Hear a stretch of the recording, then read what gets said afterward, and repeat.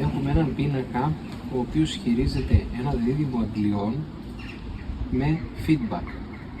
Έχει δηλαδή αισθητήρες ροής στην έξοδο της αντλίας και αντιλαμβάνεται το τελικό αποτέλεσμα. Πραγματικά έχουμε ροή νερού.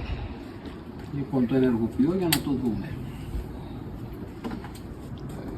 Στην πόρτα του πίνακα έχουμε έναν επιλογέα, ο οποίος στη θέση manual μπορούμε να κάνουμε χειροκίνητη ενεργοποίηση της εκάστοτε αντλίας για δοκιμή και τεχνικό έλεγχο.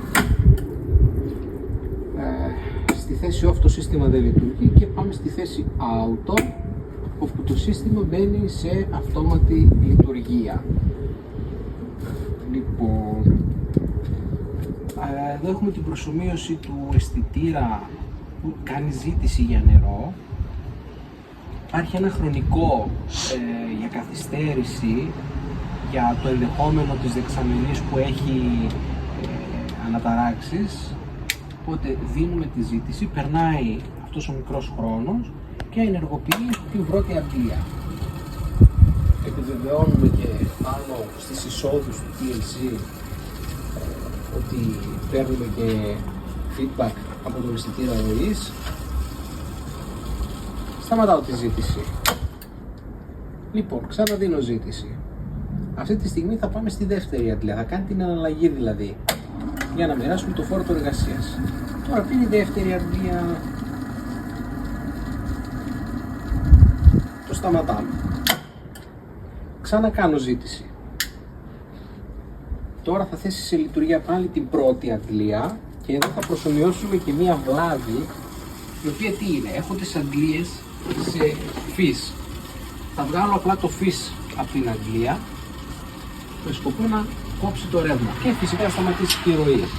Να δούμε πώς θα αντιδράσει το σύστημα. Βγάζω φύς, μετράει το χρόνο. Λοιπόν, το σύστημα έκανε αναλλαγή γιατί έχουμε σφάλμα. Δείξε λίγο εδώ στην οθόνη. Μας έχει ενημερώσει ότι έχουμε βλάβη στον αισθητήρα ροής της Pump 1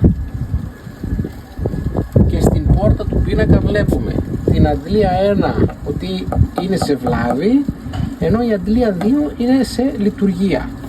Το σύστημα αυτή τη στιγμή έχει μία αντλία σε λειτουργία και αυτό το κρατάει. Δηλαδή, σταματάω τη ζήτηση, θα ξαναδώσω ζήτηση, το σύστημα πάει απευθείας στη λειτουργική αντλία. Δεν πρόκειται να δώσει ενεργοποίηση στην χαλασμένη.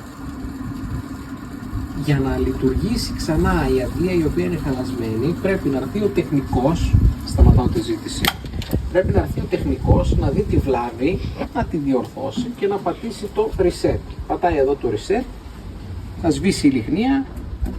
Πλέον το σύστημα καταλαβαίνει ότι η αντλία 1 είναι και πάλι λειτουργική. Κάνω ζήτηση να προσομοιώσουμε και μία με θερμομαγνητικό. Έδωσε την 2 το σύστημα. Τώρα εγώ τι θα κάνω?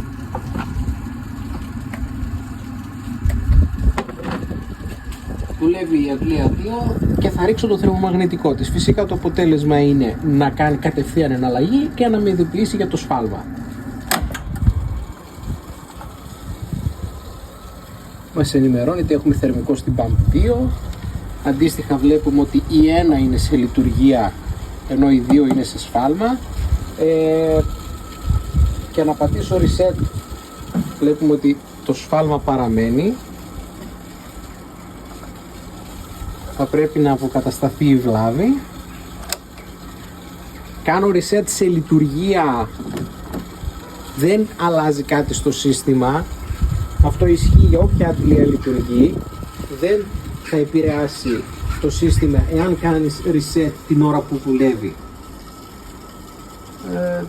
Αυτά. Το σύστημα φυσικά μπορεί ανάλογα με το που θα τοποθετηθεί να αλλάξουν μικροί παράμετροι όπου θα εξυπηρετεί τη λειτουργία για την οποία θα μπει. Τώρα έχουμε σε λειτουργία την αντλία 2 με το αυτόματο. Θα προσομοιώσουμε το εξής. Θα την βγάλω από την πρίζα, με σκοπό να μην έχει ροή και θα δούμε την εναλλαγή που θα κάνει το σύστημα.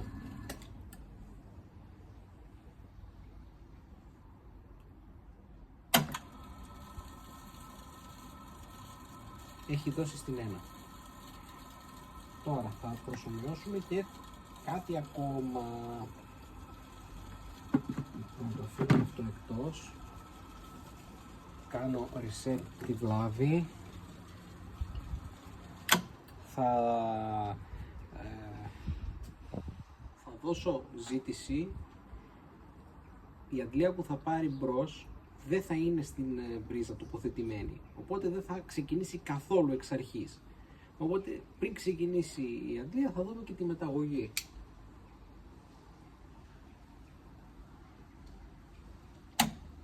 Έχει δώσει τη 2, την οποία την έχουμε βγάλει.